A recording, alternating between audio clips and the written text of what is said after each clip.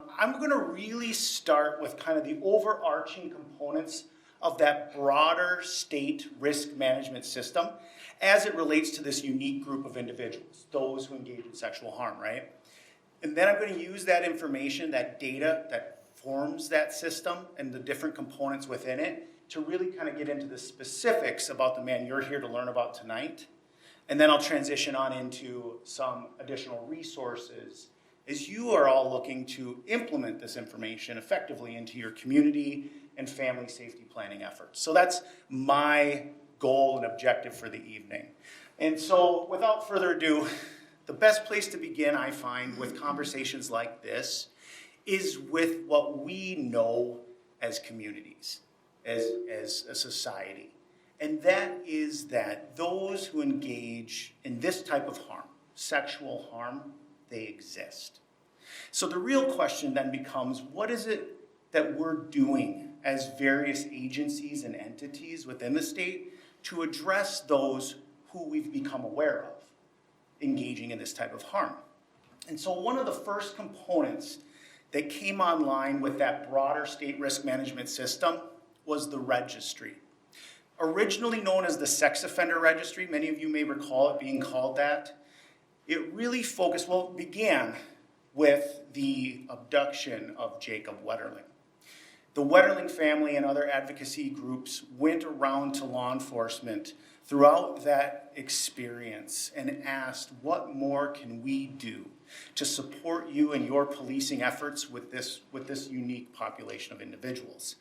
And at the time when this was going on, law enforcement really said resoundingly, what we need is a system that collates all of our data across the state and beyond so that we don't have to waste valuable time trying to coordinate with other agencies, going into their files and records to learn about individuals of interest. And so the registry was born of this. And so it began focusing on only those adult male sex offenders who had child victims. And that was the very specific nature of that tool. And it allowed law enforcement to very quickly ascertain information about persons of interest in those critical moments where something had occurred. Think of like an Amber Alert today. And they can start to go down that list very quickly and start to narrow out persons of interest so that they can start knocking on doors as fast as possible when time is most valuable and important. Now, the registry has grown and changed over the years. And it's gone on to collect a great deal more information about those subject to it than it originally had. To the point now where anyone subject to the registry must make known to law enforcement their primary residence, any secondary addresses that they may frequent. So think of places like their significant other's home or parents' homes, or even a cabin or vacation property. If they're frequenting a place with any kind of regularity, they are to ensure that law enforcement's aware of that as well. So secondary addresses.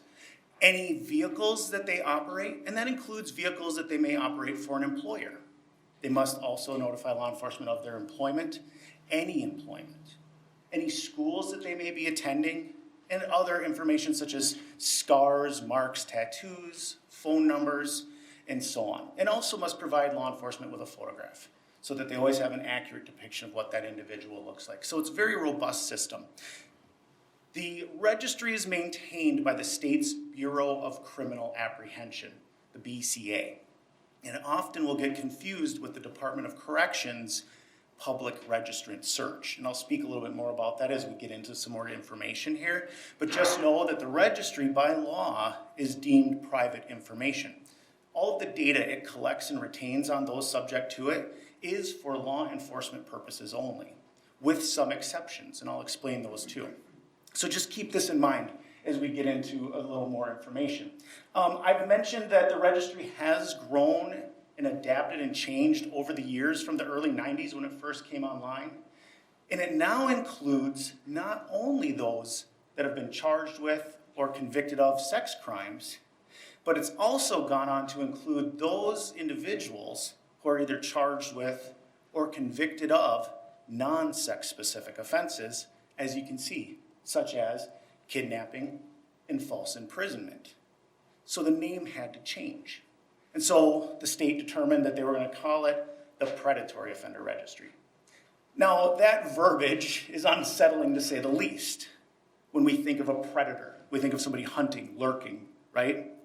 But it had to include those non-sex specifics. So I just like to point that out too, as you're thinking about the larger context of this conversation. Just keep that in mind. And so I mentioned that the registry is for law enforcement purposes only. But for meetings like this, I'm able to take kind of a flyover snapshot of what's going on in and around our state, to give you some critical context as we get into the specifics about this information. So where I like to start is you're looking at these numbers, and these numbers are jarring. Is I want to put in your mind an analogy of a funnel. And I want you to think at that broadest end of that funnel are those sex crimes that occur. And from what we know, from our robust data, is that of those crimes that occur, only a fraction go on to get reported to law enforcement. And we begin to narrow instantly. We also know that of those that do get reported, only a percentage of those go on to receive charges. And we narrow yet again. Of those charged, only a percentage of those will go on to receive convictions. And we narrow again. And of those convicted, only a portion of that group will go on to enter prison. And I'll explain here coming up why that's a unique distinction. But by the time we get to the numbers in front of you tonight, we are already well down that funnel to about 2/3. To the point where I can say, as of the first of this year, we had approximately 18,700 some. I can't see the numbers. My vision's blurry. I wanted to look cool without my glasses because I have bifocals, so you'll have to forgive me. Hopefully you can see the number. But 18,700 some. That's all of them. That's every registered predatory offender in our state, from no level assigned all the way up and through level 3. And then I took a deeper snapshot of what's going on in and around your communities. And you can see in Hennepin County, as of this morning when I ran these numbers, now let me say too, these numbers are very dynamic. You heard the Deputy Chief speak a little bit about just how frequently these folks move. It's very destabilizing once you've placed the title or the marker of a level 3 designation onto an individual. It becomes very hard for them to find anything nearly stable. And so they move around with a great deal of frequency. But as a snapshot, we had 2,863 of that 18,000 residing within Hennepin County as their primary residence. That smaller number to the right, 151, those are the individuals that we get to have a deeper conversation about. Those are the folks subject to broad notification. So you see just how tiny that number is compared to the whole. You can look at Crystal proper. Of that 2,863, 60 report primary residence here in the city of Crystal. 3 of whom are subject to that broad notification component that we get to speak to you about tonight. So as you can see, broad awareness is critical because we don't get to share all of the information, but the information we do get to share is valuable and can be used more broadly as you're implementing this into your family safety planning efforts. And you can see neighboring communities. I like to put up as many as I can fit onto a slide. The point I like to make with this slide is that there is no community in Minnesota that is 0. And even if there's a city or town where they don't quote unquote live as a primary residence, it's highly likely that they're moving through that community too, whether on vacation, to visit friends, or work, or whatever. And so again, broad awareness is absolutely critical. I don't like flying past the number slide. I want to make sure everybody's had time to look at it, but I think we're good. Okay. All right, so we talked about that first pillar. A little bit down the line in 97, you can see the next big pillar of that broader risk management system comes online. And that is the Community Notification Act. Now, the Community Notification Act is founded on the understanding that a well-informed community is a safer community. Many of you have asked yourselves, why do we have to do this? This is so hard. It is frightening and upsetting, if only to be told that this is just how it is. And it's because we know that by having these important conversations, we enhance safety and we mitigate risk. And I'll get into some more details as to how we do that. But it genuinely has shown in the data that doing these meetings, as hard as they are for you and for your law enforcement, they are valuable. And so because the Notification Act is the reason we're here talking tonight, I'm going to go into some detail about how it functions. Because you saw from my numbers slide, it doesn't hit everybody. So in order for notification to apply to a registered predatory offender, they must have entered prison. We call it the threshold rule. They have to have gone into a prison system, whether it's here in Minnesota or any other state in the union, to include U.S. territories, military prisons, and federal prisons. If they have not crossed that threshold, they are designated no level assigned. That doesn't imply that they don't have risk factors. It simply means that we have not measured that risk and generated a level. And I'll get into more detail on that. So it does not apply to those who receive stayed or probationary sentences. And if you've ever heard the terms probation and parole kind of get thrown around interchangeably, if you've ever wondered, is there a difference? There is. Probation is pre-prison, think of it like that. Whereas parole, or as we call it in Minnesota, supervised release, is post-prison. Okay. And also you'll see juveniles. Juveniles are not included in that risk assessment portion because the juvenile brain is still developing. There is no risk assessment tool that's been normed to that constant changing brain. All right, so once an individual has crossed that threshold of prison, the breakdown then goes between law enforcement and corrections. The Department of Corrections is tasked with assessing and assigning risk. And the way we do that is through our End of Confinement Review Committee, or the ECRC. This committee convenes 90 days prior to a registrant's release back into the community or earlier. And it assesses their risk. And the way it does that is that these assessors, all of them psychologists, will draw every bit of data they can get on this individual, from index reports to treatment summaries to collateral contacts with friends and neighbors, to complaints, and so on. They will pull all that together, review it thoroughly, and then they will culminate it with an interview with that individual and run that detailed analysis through our risk assessment tool known as the MinSOST, or the Minnesota Sex Offender Screening Tool. Now, it's important to understand this tool a little bit. I'm sure you're like, oh, man, Brad, we're going to lecture on risk assessment tools, but it really is the backbone of what a risk level comes from, if you've ever wondered. And so it's worth talking at least a little bit about how it functions, okay? And so the state back in the 90s, when all these laws were coming online, began a robust study of sex offenders here in Minnesota. It tracked from 1990 all the way to the early 2000s, over 3,166 known adult male sex offenders back into Minnesota communities on their supervised release period. And it marked their successes and it marked their failures. And those failures, those recidivistic sex offending behaviors, became those known predictive risk factors within the tool.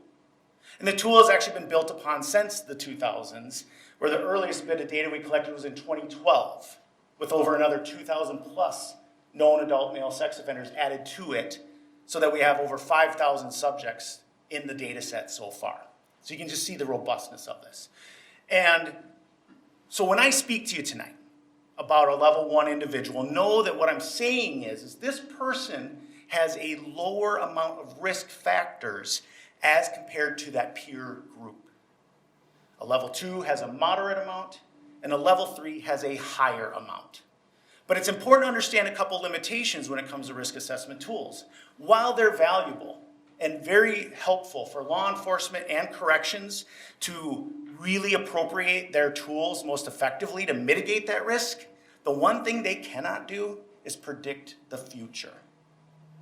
Another thing to keep in mind about risk as I go forward tonight is that risk is dynamic. It is always fluctuating and changing. So what I mean by that is that a level 1 designee today, if they're not abiding by those expectations of corrections, of law enforcement, and of the community, may find that their risk is reassessed and it goes up.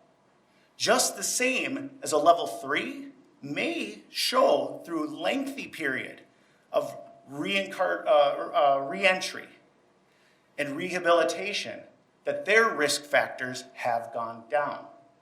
And so just keep that in mind as I get into more details on this as we go forward. So, once a risk level is assessed and assigned, the handoff then goes to our partners in law enforcement. And they will provide notification within the scope of that risk level. So a level 1 designee, law enforcement will notify other law enforcement agencies or correctional agencies. They will notify victims of or witnesses to the offense if they've requested that level of enhanced notification. Not all victims want to know about the guy coming back out or whatever. And they will also notify those immediate adult household members residing in that domicile, in that home, with that registrant. And that is the scope of a level 1 notification. Now, a level 2 notification adds on to that group that we just discussed and includes additional individuals or entities that law enforcement determines to be at particular risk based on that registrant's known pattern of conduct and behavior. It's commonly believed that with a level 2 notification, that law enforcement is going to notify schools, daycares, places where children congregate. And that very well may be true, but it is not always the case. So take, for example, a level 2 coming into a community, and law enforcement receives that dossier of information from the risk assessment unit and determines that this person focuses their conduct and behavior on adult females at bars. They put chemicals into their drinks if they're unattended and assault women.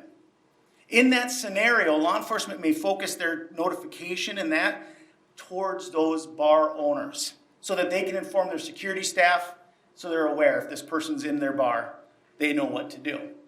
Versus the local daycare that serves children from birth to school age.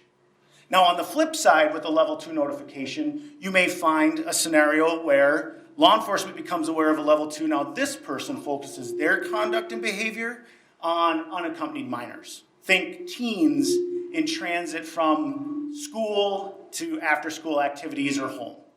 And law enforcement knows that in their community, they have a particular teen hangout spot where these kids like to come together and congregate in those down times.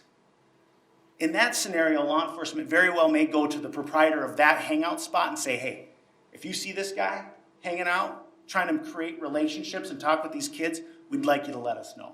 We're going to come out, talk with him, and find out more about what he may be up to. So that's the nuance of a level 2 notification. And then with a level 3 notification, that's broad public notification. And that really comes in a lot of different formats, but it's really founded on how law enforcement communicates best with its community. And we commend and thank the Crystal Police Department and all of its efforts to ensure that this information gets out to as many folks as possible. And we thank you for your engagement tonight and coming out to hear this difficult information, because this is how good information proliferates and helps everybody be safer. All right, so just a tiny little bit of information more about the data so that you can use it to translate some of the information about this man into those safety planning efforts. And this is really pulled from all that data and research that we have. So where I like to begin is at the narrowest end of that funnel. Those folks that have entered our prison system and gotten a risk level assigned. Now, the number fluctuates and changes year after year, but the breakdowns of risk levels tends to stay really fairly static, to the point where I can say, on average, the majority are those of levels 1 and 2. About 15%, as you see, fall into that level 3 category.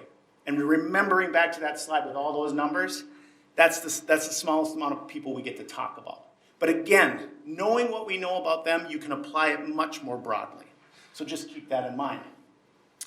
If you were to go on the Department of Corrections website right now on your phone or when you get home or whatever, and go to the public registrant search tool and say, show them all to me. If you'd have done it this morning, you would have seen there were 443 of those level 3 designees within Minnesota communities right now. And so this is always an active tool for you to see what's kind of going on in a snapshot.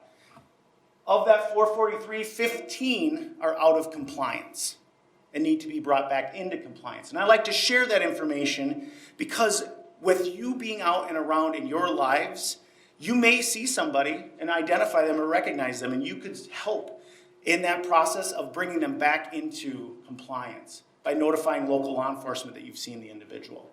So it's always important to know who they are as well. Of those harmed, in those relationships between the offender and the victim, we also have a great deal of information available to us. We know that the majority of those who are targeted and hurt are known to the person that's doing the harm. And they use that relationship of trust to exploit that contact. As you see, the smallest percentage up there, that 7%, is that stranger victim group. Now, this is obviously the group that's going to give us the most pause, as it should. Because when you're thinking about your friends and family, you know how to set good boundaries where they need to be set. When you're thinking about acquaintances, you have a great deal of tools available to you to ensure that those people that get to have those important relationships with your children are vetted by you. But where we have no real direct control is in that stranger group. So it's important to understand some of the limitations of studies like these when it comes to determining relationships. The researchers had to create a cutoff point of what is a knowing, what is a relationship. And they determined that that cutoff point was going to be 24 hours. 24 hours. If they cannot show through all their information that they have available, that a knowing between the perpetrator and the victim existed of 24 hours or greater, they go into that stranger bucket. So what happens there is it allows for situations and scenarios like this, where two teens meet up at a house party. They did not know each other prior to this gathering, and they hit it off. And the night is going the way it's going, and they leave the watchful eyes of the group to an isolated location within the home or outside of the home. And the night takes an awful turn. Now, this scenario would fall into that stranger category. But what we tend to think of more as family and as community, when we think of stranger, is that person lurking just outside of our awareness, just beyond our scope of knowledge, who has ill intent. Now, that group tends to fall in a much smaller category of about 3%. Now, that is cold comfort. I'm very well aware. But as you're thinking about your resources and your attention and energy and effort, the last thing I want is for you to leave here tonight focusing everything you've got on that smallest percentile up there. The much more likely scenario is going to be somebody abusing a relationship of trust that they've formulated. Last bit of data, and then we're going to get into the information about the man you're here to learn about. But I really think this is probably some of the most important information when it comes to the data that we've learned on this topic. And that is the age breakdowns of those impacted by this kind of harm. Now, you're going to look at this chart, if you're anything like me, and you're going to say, okay, it's broken into thirds. But very soon, you're going to start looking at those age ranges. And you're going to see that 2/3 are kids. And then you're really going to start looking at those age ranges. And you're going to see that narrowest age range up there, the teens, constitutes 33% of those harmed. That's 9% of the population. It is worth understanding what is going on here. What we know with those kids in those early years is that it's those relationships, somebody that's been given a position of authority or trust. And so we want to make sure that our parents and loved ones and trusted adult support networks have the tools they need to vet those people well. And I will share some of that information with you toward the end of my presentation. But what happens when we get into those teenage years is really, honestly, the thing we all want as a community, for our kids to go out and express and explore their autonomy. And they deserve every bit of that.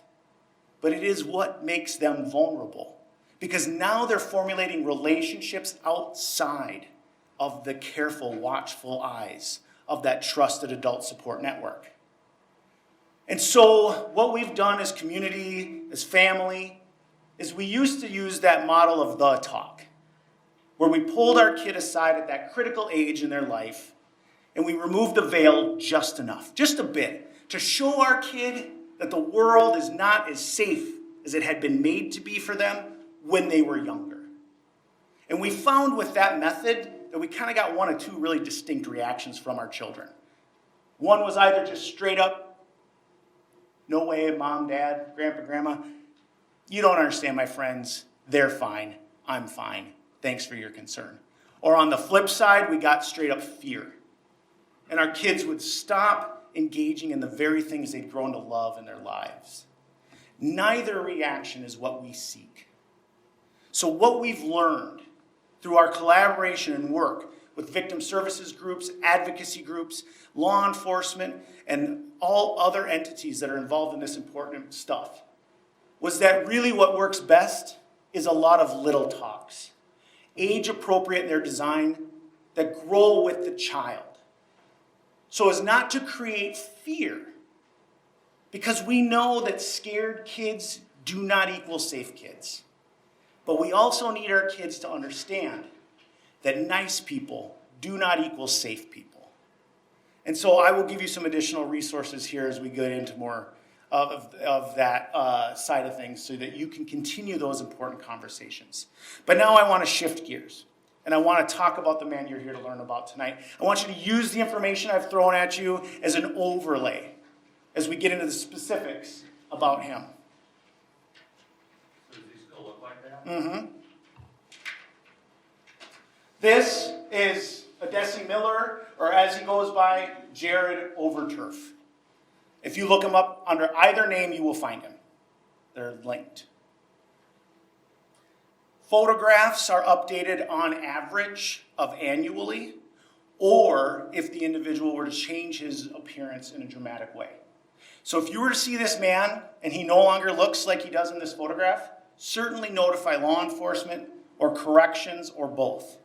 And they will obtain an updated photo, and I will make sure I get that off of the registry and get it up onto the public register and search site, so that you will always have an accurate photographic depiction of what he looks like. These are Mr. Overturf's vitals. He is 33 years of age and is residing in the vicinity of Brunswick Avenue North and 34th Avenue North here in Crystal.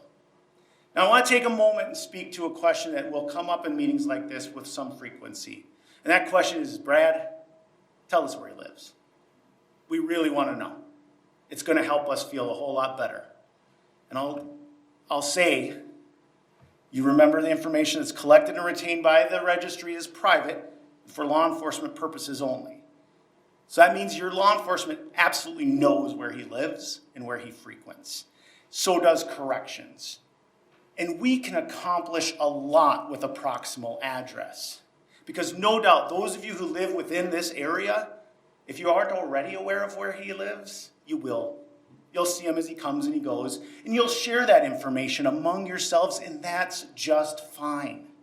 But what we can't have as agencies is for that information to proliferate more broadly beyond the city of Crystal, to the point where somebody from well outside of this community who has no stake in what goes on here comes in to exact some vigilante revenge scenario that does nothing to restore a victim, that does nothing to reduce risk or harm, and only works to disrupt the very thing you've all worked so hard to create here. And so that is why we use those proximal addresses. This is Mr. Overturf's registrable offense history. This is verbatim off the fact sheet that you already have. This is not an exhaustive criminal history. Because notification focuses on those behaviors that got him on the registry and got him his risk level, that's the direction we stay focused on. If you are interested in his criminal history, it is available to you. You can go on to the Bureau of Criminal Apprehension's website, and I'll have the site here coming up so you don't have to write it down. And you can go there for anybody and say, I want to go to the public criminal history search tool. And there you just enter in first name, last name, and date of birth. And you have that all right there. And it's on your fact sheet as well. Yes? Does he have other criminal history besides? I believe so. Oh. I don't know for sure, but it would be probably likely. But with anybody you're vetting, use that tool by all means. If the person you're looking at, bringing them in to be a volunteer coach at your church or going to be a tutor for your kids or something like that, check them out. If they won't give you their first name, last name, and date of birth, I would say they probably don't make it on your short list of consideration. But you can go onto that website and you can check that out if you're interested. But I'm going to stay focused on those things that put him on the registry and got him his risk level. So, with Mr. Overturf, in 2015, he was convicted of criminal sexual conduct, second degree and third degree. These are two separate victims, two separate counts. Count 1 is the second degree, count 2 is the third degree. Here in Hennepin County, the offense occurred in 2011. So with these age ranges, just keep that in mind. Victim 1, the CSC2, was a 10-year-old female child. Victim 2 was a 15-year-old female child of the CSC3. He knew both of these victims. He had a relationship of trust that allowed him to gain and exploit unmonitored contact. In the blurb, or in the paragraph on your fact sheet, it says he took advantage of their vulnerable state. These children were asleep in their beds. So that was their vulnerable state. And once their mother became aware of what happened, she called law enforcement. They very much got involved. And for his crimes, he received, for the first count, a 70-month commitment to the Commissioner of Corrections with lifetime conditional release. And for count 2, he received a 60-month commit with a 10-year conditional release. Now, I want to take another minute and explain another bit about a question that often will come up in meetings like this, and that is, Brad, what the hell? What's a guy got to do to stay in prison? It is not okay to have somebody engage in this kind of harm that shocks the conscience, not receive what's truly, truly appropriate for them. And the answer to that question and that concern lies here in this method called determinate sentencing. What we had prior to this model of sentencing was a more familiar model, popularized in TV and movies, known as parole. Parole, up until the end of the 1970s, was the method we used here in Minnesota, where a person, once they went to prison, would begin their time, and at a designated point in that duration, would be eligible to go before a panel or a review board, and basically granted the privilege of serving the remainder of that time in the community on parole. Now, as you might well expect, those who engage in this type of harm, person crimes, especially against children, found it particularly difficult to be granted parole. And no doubt as you're thinking about that and chewing on it, you're going, you know, Brad, that's just fine. He's earned every day he can sit. But what we found from all of the research that I've been talking about was that that method, that approach, where they sat till expiration, and let me just say, of our prison population today, over 90% will come out. They will re-enter our communities. So what would happen was these folks would be walked to the gates of the prison at the end of their duration and told, don't come back. And we found that that method was woefully ineffective. It did not address those underlying things that were creating the behavior in the first place. So with determinate sentencing, what we've done, along with many other states, is create a system where now there is no panel or board. The law determines when someone comes out through the Sentencing Guidelines Commission. Now, on this commission sits a panel of people every year, and they review sentencings for all enumerated felonies in Minnesota. And on that panel must sit a victim of a violent person crime. So just so you know who's on there, whose voices are heard, we very much have direct contact with those most impacted by this kind of harm. So this commission sets the presumptive durations of incarceration, and the courts abide by those.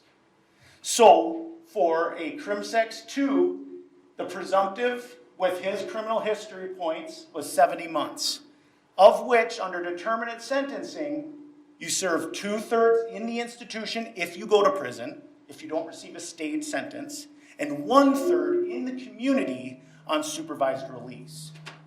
And so what that does is it allows for them to transition onto supervision, where the work they've done in the institution with treatment, therapy, counseling, and so on, it's a warm handoff to the community side where an agent will ensure that they're following through with aftercare, medication, further counseling, and so on. So that when they do expire and they do come off that duration, that they have internalized those mitigating factors, those components that we know to reduce risk.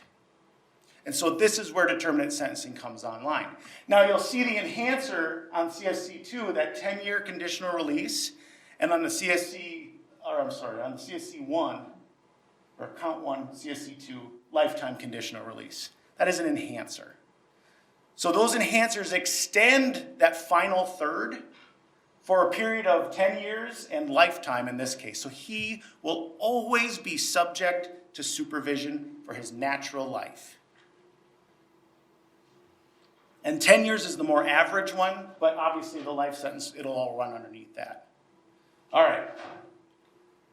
So, in addition to his Minnesota crime, around the same time, actually, he was being investigated in Wisconsin for a similar type of conduct. If you'd asked this victim, this was child possession of pornography. So when they were investigating him, they found imagery, child sexual exploitation imagery, as we call it now, on his computer.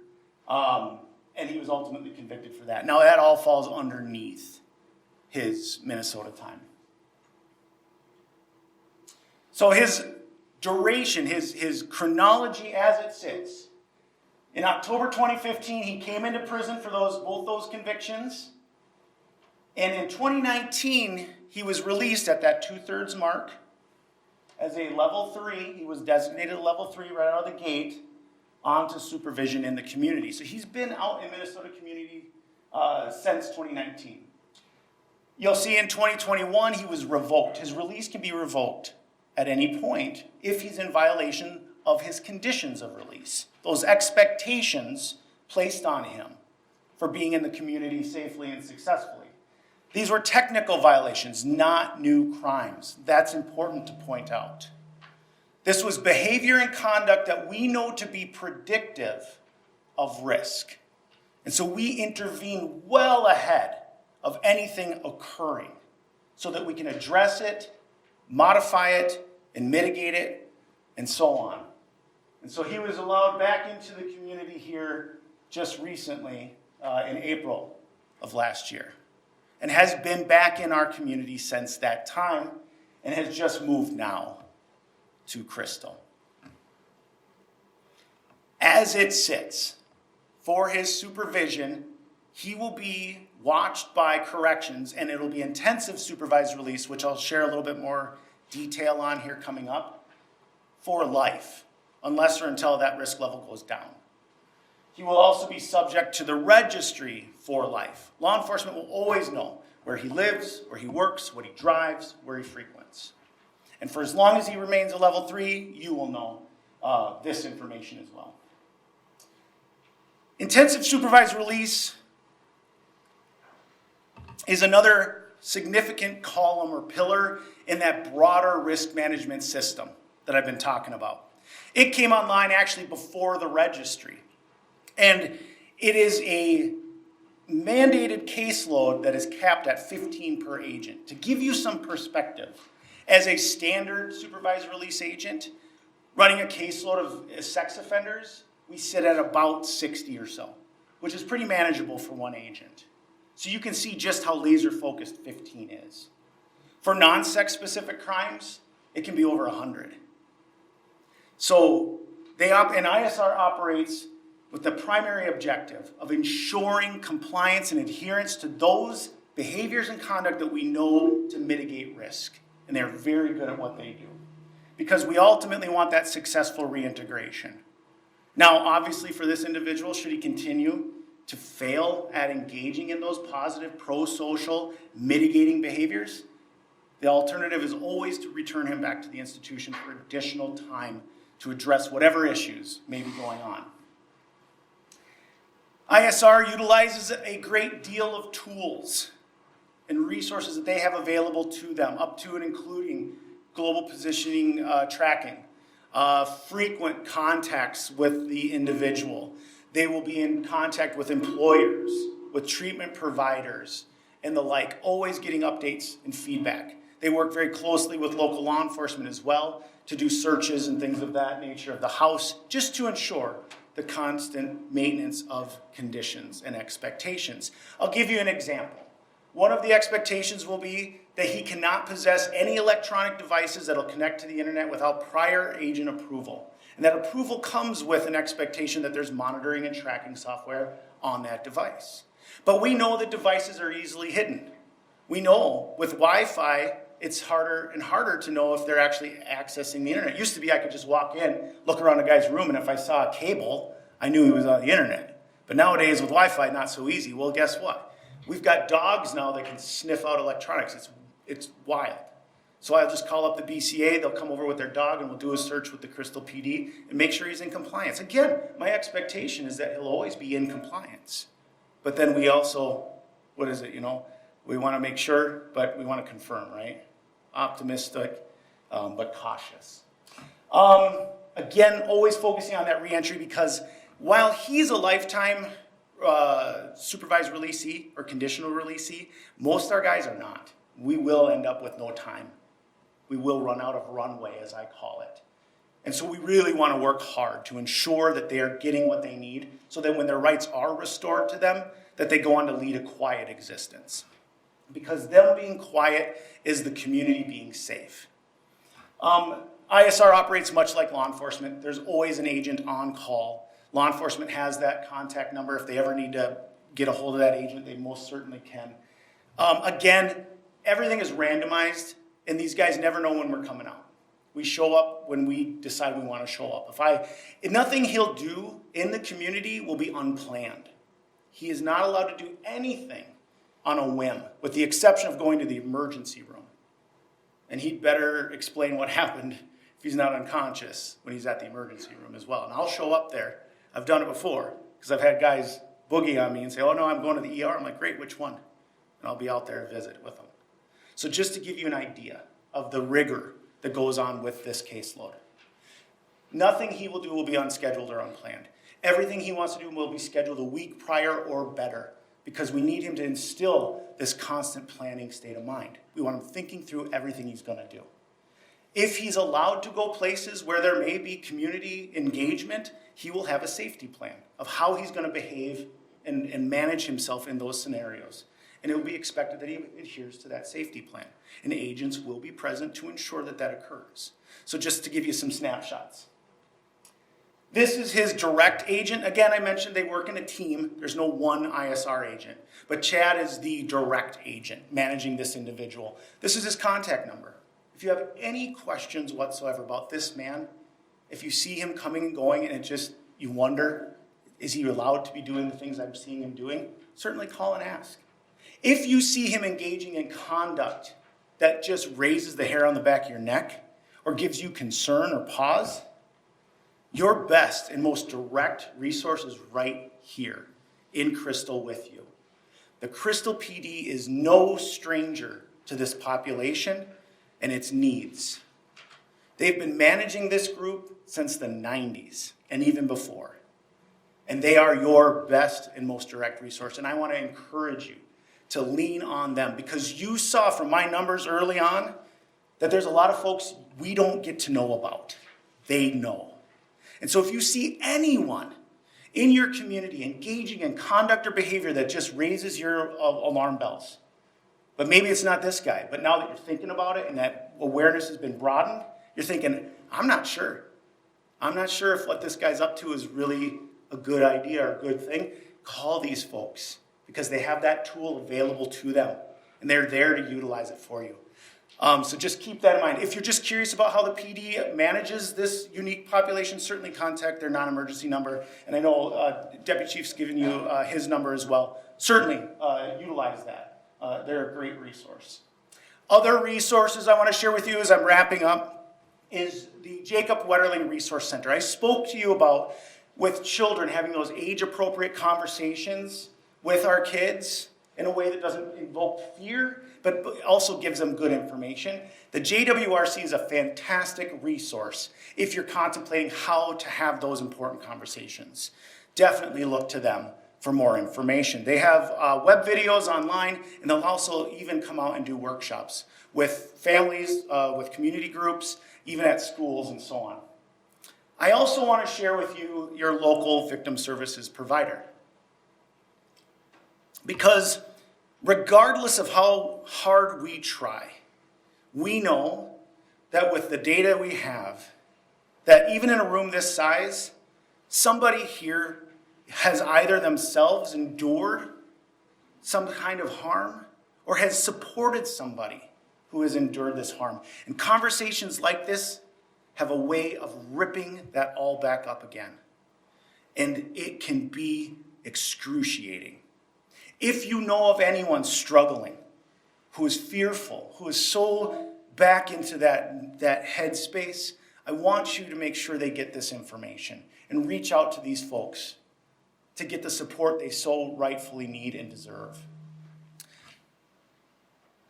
This last screen actually is also on my printout on the table. The biggest thing is that this evening is like trying to drink from a fire hose. No doubt about it, right? And I get that. And you're lucky if you retain even 5% of what I said. But what I really want is for it to be the tip of the iceberg of the knowledge that you're going to achieve and get. I want you to go on to gain more information on this important topic, to find those components that are going to serve your safety plans even better. And so this is just a starting point for you to go on as you go on to learn more. Lastly, I spoke about the BCA and that public criminal search history tool. That's their website. If you cannot find it, call me. I'll talk you through it on the phone. We'll get you there.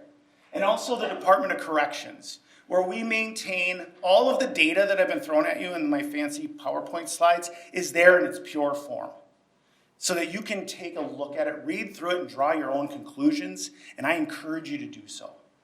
So know that that's there. Also, our locator tool, that's for anybody under the DOC's jurisdiction. You can look them up and see what's going on with them. And then I've mentioned it a few times, that public registrant search tool.